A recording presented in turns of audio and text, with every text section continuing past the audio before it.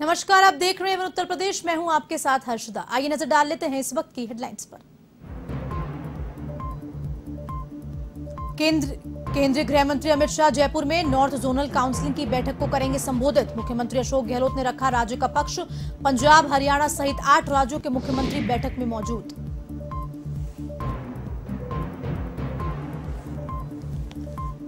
राष्ट्रपति चुनाव को लेकर एनडीए के विपक्ष में सेंधमारी। योगी के डिनर में शामिल हुए राजभर, शिवपाल और राजा भैया। चारों नेताओं की मौजूदगी ने बदले सियासी समीकरण।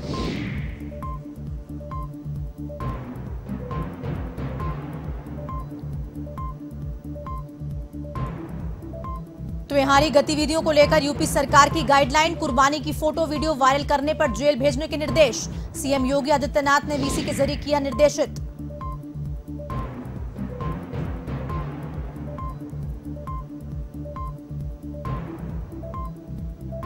16 जुलाई को पीएम मोदी का जालौन दौरा। बुंदेलखंड एक्सप्रेसवे का करेंगे उद्घाटन। मुख्य सचिव दुर्गा शंकर मिश्र समेत आला अधिकारियों ने लिया तैयारियों का जायजा।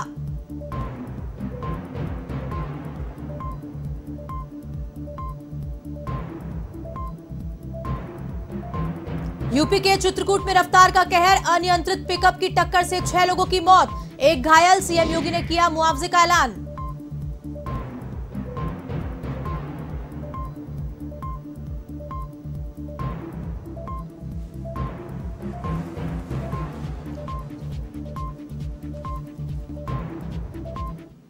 अब खबरें विस्तार से। केंद्रीय गृह मंत्री अमित शाह 1 दिवसीय दौरे पर जयपुर पहुंच गए हैं। वे नॉर्थ जोनल काउंसिल की बैठक में भाग ले रहे हैं। इससे पूर्व होटल पहुंचने पर मुख्यमंत्री अशोक गहलोत ने अमित शाह की अगवानी की और उनका स्वागत किया। अमित शाह का जयपुर एयरपोर्ट पर पहुंचने पर बीजेपी के प्रदेशाध्यक्ष डॉक्टर सतीश पूनिया, पूर्व मुख्यमंत्री वसुंधरा राजे, उपनेता प्रतिपक्ष राजेंद्र सिंह राठौड़, जयपुर ग्रामीण सांसद राज्यवर्धन सिंह राठौड़ सहित कई नेता वहां मौजूद रहे। वहीं बैठक में राजस्थान के मुख्यमंत्री अशोक गहलोत, हरियाणा के सीएम मनोहर लाल खट्टर, पंजाब के सीएम भगवंत मान, हिमाचल प्रदेश के सीएम जयराम ठाकुर, दिल्ली से डिप्टी सीएम मनीष सिसोदिया और उपराज्यपाल विनय कुमार सक्सेना, लद्दाख के लेफ्टिनेंट गवर्नर राधाकृष्ण माथुर, दिल्ली के उपराज्यपाल विनय कुमार सक्सेना भी मौजूद हैं। बैठक में चंडीगढ़ के प्रशासक भी शामिल हुए। बैठक में उत्तर भारत के राज्यों के करीब 60 से ज्यादा जनप्रतिनिधि और अधिकारी शामिल हुए हैं।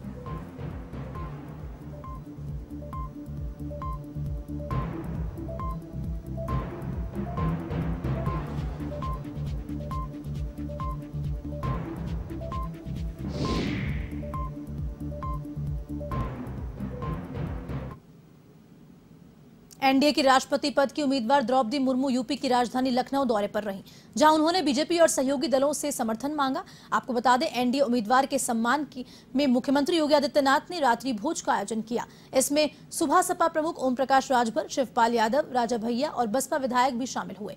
चारों नेताओं की उपस्थिति में राजनीतिक समीकरण बदलने के संकेत दिए गए। इसी के साथ ही सपा गठबंधन में दरार भी बढ़ना तय हो गया है। आपको बताते चले कि एनडीए की उम्मीदवार की जनसत्ता लोकदल के दोनों विधायक भी समर्थन देंगे। पार्टी प्रमुख रघुराज प्रताप सिंह राजा भैया ने इसका ऐलान कर दिया है। उन्होंने ये कहा है कि एनडीए के उम्मीदवार समर्थन देना वक्त के हिसाब से जरूरी है। रात्रि भोज में बसपा विधायक उमाशंकर भी शामिल हुए हैं।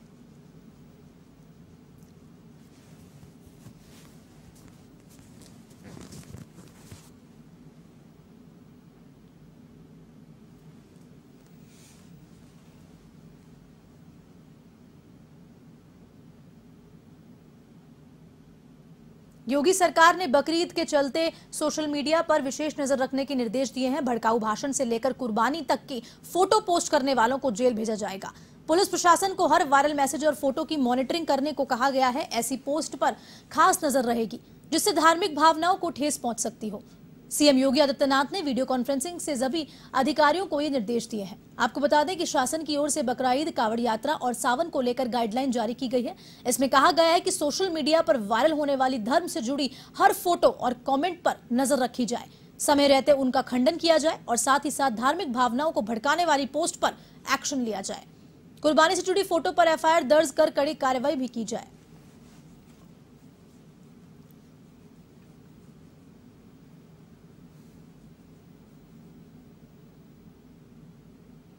पीएम नरेंद्र मोदी के उत्तर प्रदेश दौरे को लेकर जालौन में प्रशासनिक हलचल अब तेज हो गई है।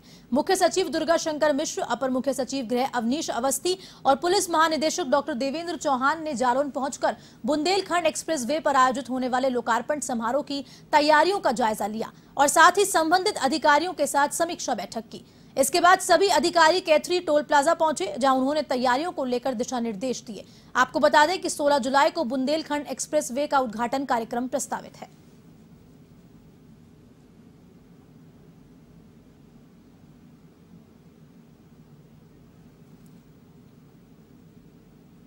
जापान के पूर्व प्रधानमंत्री शिंजो आबे को दशावेश घाट पर गंगा सेवा निधि की ओर से 501 दीपों से नमन लिखकर भवामिनी श्रद्धांजलि दी गई। इस दौरान मां गंगा की आरती में देश विदेश से शामिल हुए हजारों श्रद्धालुओं और पर्यटकों ने 2 मिनट का मौन रखकर नमन किया।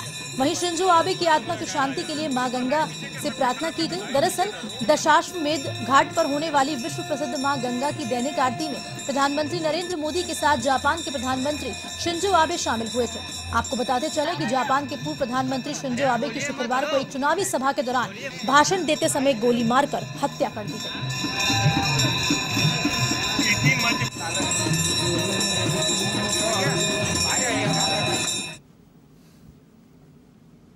जापान में घटना घटी है।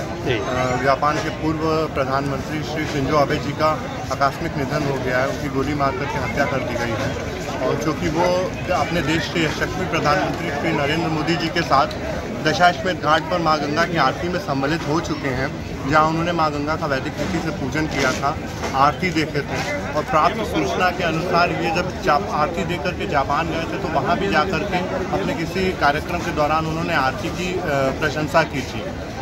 और उसी क्रम में आज गंगा सेवा निधि द्वारा शोक कार्यक्रम भी रखा गया था, जहाँ पे जितने भी ब्राह्मण साधु अर्चक द्वारा मां गंगा में दीपदान किया गया। दीपक के माध्यम से नमन लिख करके उनकी आत्मा को श्रद्धांजलि दी गई। जितने भी दर्शनार्थी देश विदेश से आए हुए हैं उन सभी लोगों से निवेदन किया गया कि 2 मिनट का अपने स्थान पर खड़े होकर के मौन धारण करें उनकी आत्मा की शांति के लिए और आज की मां गंगा की आरती जो है उनके नाम से समर्पित रहे। अब खबर यूपी के फतेहपुर से है, जहां केंद्रीय मंत्री साध्वी निरंजन ज्योति से व्यापारियों की शिकायत के बाद न्यायिक एडीएम ने हंतगाम नगर कार्यालय में जनसुनवाई की, जिसमें रामदल के कार्यकर्ताओं सहित अन्य लोगों ने एसडीएम धीरेन्द्र प्रताप को जलभराव, पेयजल संकट, नए निर्माण मानक विहीन बनी पानी टंकी के नाम पर पैसे वसूलने जैसे मामलों से अवगत कराया और साथ ही साथ अधिशासी अधिकारी के खिलाफ नाराजगी जताते हुए ट्रांसफर की भी मांग की गई।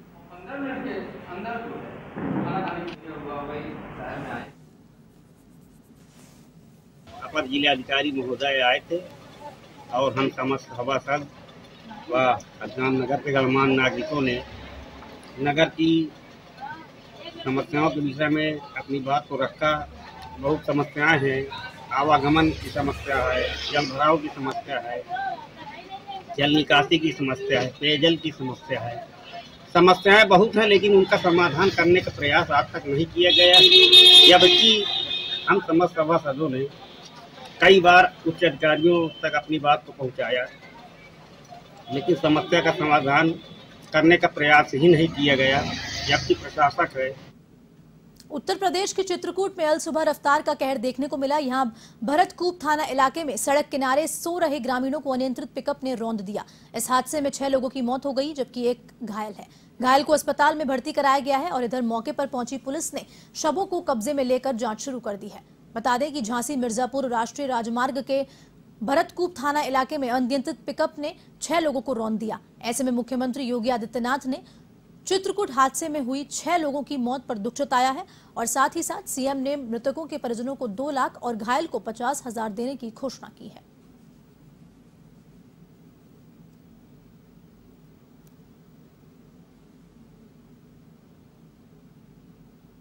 यूपी के बदायूं स्थित उजानी में जहरीली शराब के सेवन में 2 लोगों की मौत हो गई। घटना के बाद शराब ठेकेदारों में हड़कंप मच गया।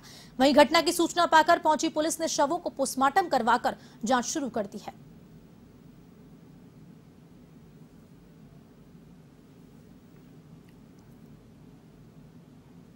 जनपद बदायूं के थाना क्षेत्र उजानी के चौकी कचला में आज 2 व्यक्तियों की संदिग्ध परिस्थितियों में मृत्यु हुई है, जिनकी बॉडीज़ का पंचायतनामा भरने के पश्चात बॉडीज़ को मोर्चरी में रख दिया गया है। परिवारजन का आरोप है कि ये दोनों ही अलग अलग मोहल्ले के हैं और दोनों ही शराब पीने के आदी थे। आज भी उन लोगों द्वारा शराब पी गई थी। जिस दुकान से शराब लेने की बात बताई गई है वहाँ पर एसडीएम सदर, सीओ उजानी व एक्साइज इंस्पेक्टर्स द्वारा पूरा स्टॉक चेक किया गया है और सैंपलिंग भी वहाँ पर कर ली गई है। आज कुल 520 बॉटल्स शराब वहाँ उस दुकान से बिकी है। किसी प्रकार की कोई सूचना अन्यत्र से नहीं प्राप्त हुई है, किसी प्रकार की अनियमितता भी नहीं प्राप्त हुई है और प्रथम दृष्टया किसी प्रकार का जहरीली शराब का कोई प्रकरण। उत्तर प्रदेश के शाहजहांपुर पुलिस अधीक्षक एस आनंद के निर्देशन पर जिले में अपराधियों के खिलाफ धरपकड़ अभियान चलाया जा रहा है, जिसके तहत निगोई थाना पुलिस और बड़ा थाना पुलिस को बड़ी कामयाबी हाथ लगी है। निगोई पुलिस ने गांव पीपरिया खुशहाली में मकान के अंदर चल रही अवैध असला फैक्ट्री का भांडा फोड़कर एक अभियुक्त को गिरफ्तार किया। पुलिस ने आरोपियों के कब्जे से अधबना तमंचा और तमंचा बनाने के उपकरण बरामद किए। वहीं दूसरी ओर बंडा थाना पुलिस ने पीतल की मूर्ति को अष्टधातु की बताकर बिक्री पर ठगी करने वाले गिरोह का पर्दाफाश किया। पुलिस ने 3 ठगों को गिरफ्तार कर महात्मा बुद्ध की पीतल की मूर्ति बरामद की और फिलहाल पुलिस आरोपियों से पूछताछ में जुट गई है। थाना बंडा को मुखबिर की सूचना पे एक अंतर जनपदीय ठगों के गिरोह को गिरफ्तारी कर उसके कब्जे से एक भगवान बुद्ध की एक मूर्ति जो पीतल की है उसको बरामद करने में सफलता प्राप्त हुई है। ये ठग कई लोगों को इस तरह से ठग चुके हैं। इनके नाम राजन, सुरेंद्र और कालू हैं। ये तीनों ही जनपद पीलीभीत के रहने वाले हैं। थाना निगोही को अवैध शस्त्र बनाने और बेचने वाले के विरुद्ध कार्रवाई के क्रम में एक महत्वपूर्ण सफलता प्राप्त हुई है। उनके द्वारा पिपरिया खुशहाली गांव के निवासी राम सेवक को मुखबिर की सूचना पर गिरफ्तार कर उसके कब्जे से पूरे असले की फैक्ट्री बरामद करने में कामयाबी मिली। मुखबिर की सूचना पर पुलिस द्वारा वहां जब रेड किया गया तो भारी मात्रा में बने तमंचे बनाने के उपकरण इत्यादि से भी बरामद हुए। उल्लेखनीय है कि ये जो राम सेवक है पहले भी गैंगस्टर एक्ट के अंतर्गत जेल। उत्तर प्रदेश के सुल्तानपुर में तालिबानी फतवे जैसा वीडियो सोशल मीडिया पर जमकर वायरल हुआ। वीडियो मानवता को शर्मसार करने वाला है, जहां दबंगों ने जमीन के विवाद में न सिर्फ एक महिला को बंधक बनाया बल्कि उसकी जमकर पिटाई की और फिर सिर के बाल तक मुंडवा दिए। सोशल मीडिया पर वायरल हुए इस वीडियो ने योगी सरकार के महिला सशक्तिकरण के दावों की धज्जियां उड़ा दी। वहीं पुलिस ने मामले में मामूली धाराओं के तहत मुकदमा दर्ज कर पल्ला झाड़ लिया और घटना कोतवाली देहात थाना क्षेत्र के खलीलपुर महमूदपुर गांव की बताई जा रही है।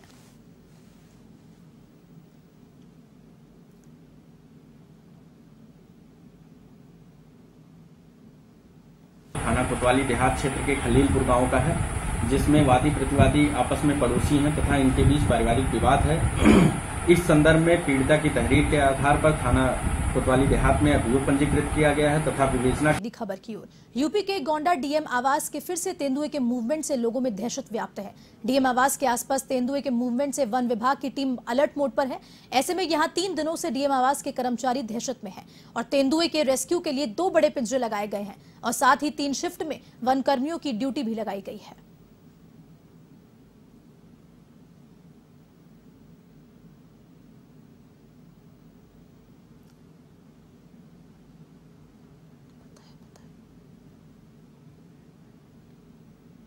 यूपी में आपराधिक गतिविधियों पर कसने के लिए योगी सरकार का ऑपरेशन क्लीन लगातार जारी है। इसी के तहत रायबरेली में पुलिस और बदमाशों के बीच मुठभेड़ हुई, जिसमें 2 बदमाश घायल हो गए। दोनों बदमाश मध्य प्रदेश के भोपाल और फारुखाबाद के बताए जा रहे हैं।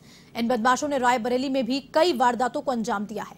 पिछले दिनों कोतवाली इलाके में आरोपियों ने व्यवसायी से 50,000 की टप्पेबाजी भी की थी। फिलहाल आरोपियों लूट के 50,000 रुपए, 2 तमंचे और कुछ जिंदा कारतूस बरामद किए गए हैं।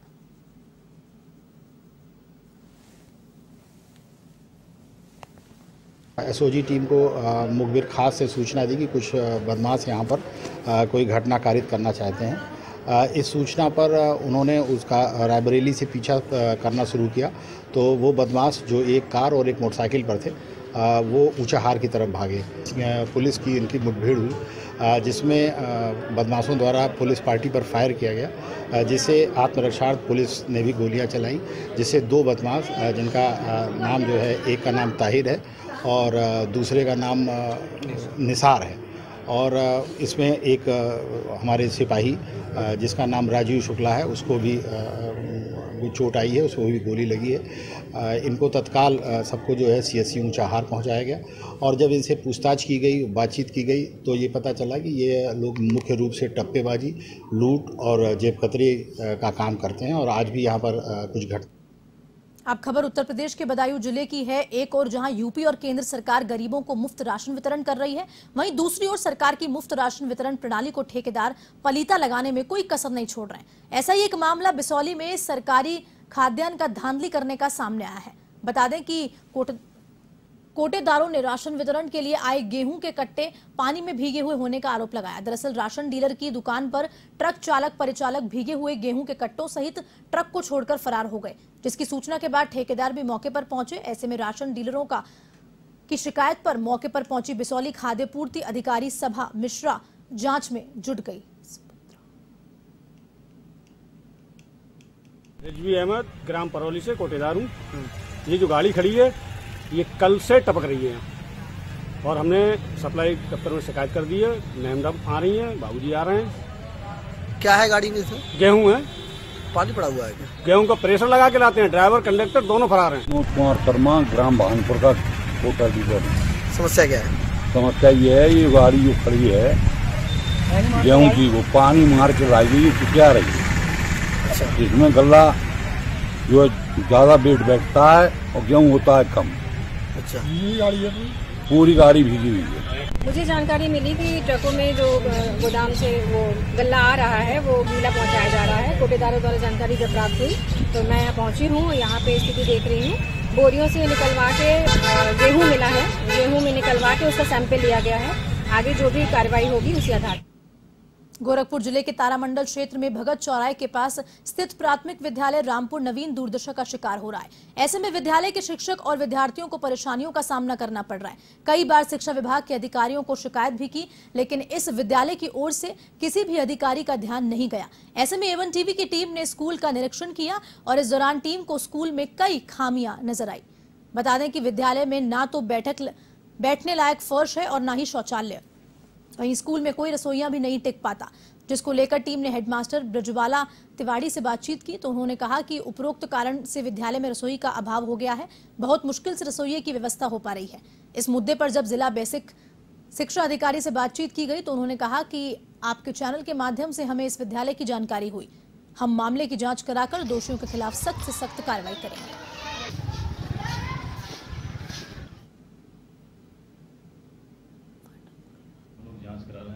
और कायाकल्प क्योंकि नगर क्षेत्र में आ गया है विद्यालय, तो हम लोग नगर आयुक्त साहब से मिलकर कायाकल्प इसका कराएंगे और MDA से संबंधित जो सूचना हम लोग जांच करा के अध्यापक के खिलाफ कार्रवाई करेंगे। मतलब 7 अध्यापक हैं और 1 शिक्षा मित्र है और बच्चों की संख्या इस समय नामांकित 148 बच्चे हैं। यहाँ पे अधिकतर विद्यालय में हमेशा चोरी होती है, जिसकी सूचना हम लोग मतलब पुलिस चौकी पे दे चुके हैं। गत वर्ष भी हमारे यहाँ 2 बार चोरी हुई थी, जिसमें पानी की मोटर भी चोरी हुई और दूसरी बार की चोरी में हमारे स्कूल के 2 पंखे, खेल का सामान भी चोरी हुआ, जिसकी सूचना भी हमने फ़ोन के द्वारा भी और व्यक्तिगत तौर पर भी पुलिस चौकी इंचार्ज के पास दिया।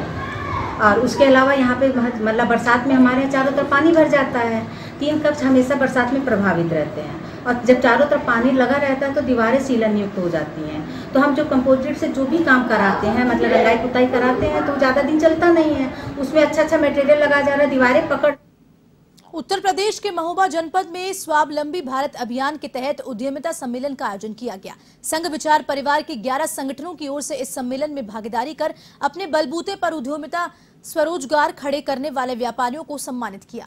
मुख्यालय के राम कथा मार्ग स्थित सरस्वती बालिका विद्या मंदिर में कार्यक्रम आयोजित हुआ और इस कार्यक्रम में स्वदेश जागरण मंच के प्रदेश संगठन मंत्री बतौर मुख्य अतिथि मौजूद रहे। इसी के साथ ही तमाम विभागों के अधिकारी भी इस सम्मेलन में मौजूद हैं।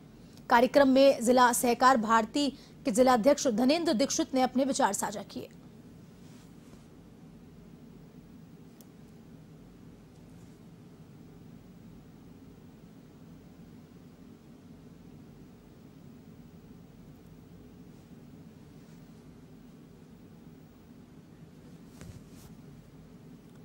वाराणसी के काशी हिंदू विश्वविद्यालय में हॉर्टिकल्चर विभाग के कर्मचारियों की ओर से विरोध प्रदर्शन किया गया। वेतन न मिलने से नाराज कर्मचारियों ने विरोध किया और साथ ही विभाग के प्रोफेसर अनिल सिंह पर अभद्रता का आरोप लगाया।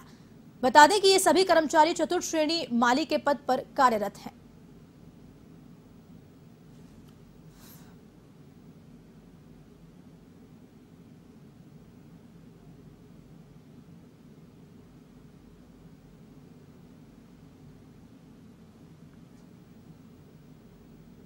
फिलहाल के इस बुलेटिन में इतना ही। आप देश और दुनिया की तमाम खबरों के लिए देखते रहिए A1 TV। नमस्कार।